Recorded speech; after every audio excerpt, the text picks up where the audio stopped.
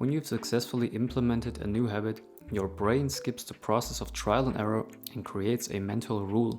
If this, then that. That's why habits are so incredibly useful. They reduce the cognitive load and free up mental capacity. But forming a new habit is really hard. I'm sure you've all tried to form a new habit that didn't stick very long. And how often did you ask yourself, why don't I do what I'm saying I'm gonna do? Actually, I failed at implementing habits a lot of times, and that's because I didn't know about the 4 laws of habit change. These laws provide a simple set of rules for creating good habits and getting rid of bad ones. And in this video, I will tell you what they are all about. Let's go. The first law is make it obvious. The human brain is a prediction machine. You unconsciously pick up cues which predict certain outcomes all the time, and the lessons learned lead to habits. And because this is an unconscious learning process, habit transformation must begin with awareness. Until you make the unconscious conscious, it will direct your life and you will call it fate, as the psychologist Carl Jung once said. A good method to become aware of a habit, to make it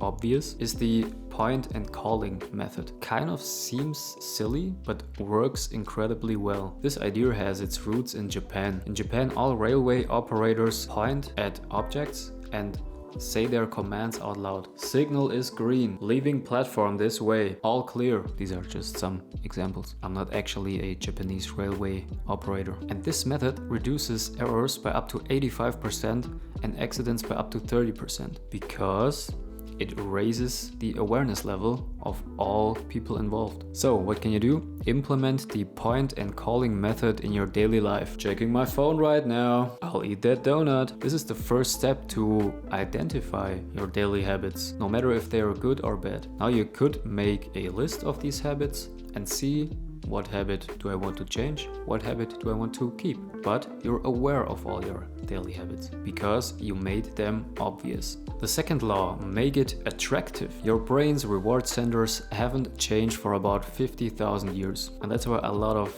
modern day life things make our brain reward systems go crazy. These are just super normal stimuli in the modern world, and they are the huge challenge.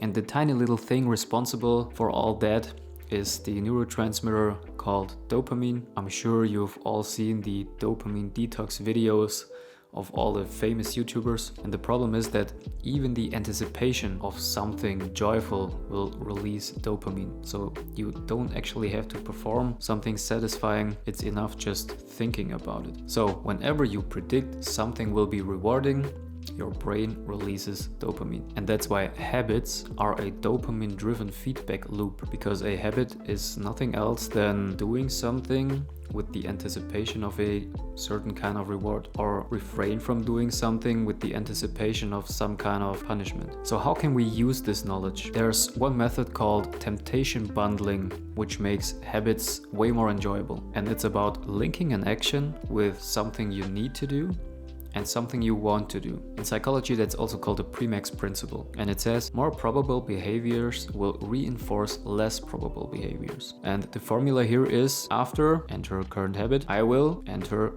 habit I need to do. And second, after enter habit I need to do, I will enter habit I want to do. So for example, every time I pull out my phone, I will do 10 push-ups. And after I did 10 push-ups, I will check TikTok. The hope here is that you will look forward to doing 10 push-ups because your brain anticipates that with checking TikTok as a reward. Actually, for me, this wouldn't be a reward, but look for yourself. So make a new habit attractive by anticipating a certain reward. The third law is make it easy. Oftentimes we're so focused on finding the best approach doing something that we actually do nothing at all. But action is the only thing that will deliver a certain outcome. So there's a difference between motion and action. Motion would be if I outline 20 ideas for a YouTube video.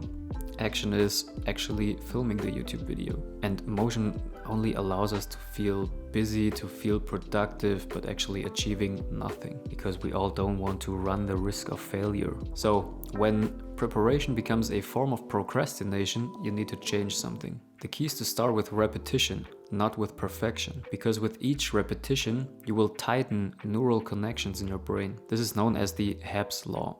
Neurons that fire together, wire together. This means simply putting in the reps is one of the most critical steps you can take in forming a new habit. And with enough reps, it becomes kind of automatic, needs less attention, less cognitive energy, and therefore it becomes easy. So look for frequency in your habits because it will make them seem easy after a certain time and you will win. And the fourth law is make it satisfying. The huge challenge with all the dopamine output we saw earlier in this video is that we are craving for immediate satisfaction. Low effort, high reward. That's what our brain wants. Again, the human brain didn't evolve in this environment. There's a lot of questions. Why would someone smoke cigarettes if they know that there's something like cancer? And the answer becomes clear when we understand how our brain prioritizes rewards. First, the consequences of bad habits are delayed, while the rewards are immediate. Put another way,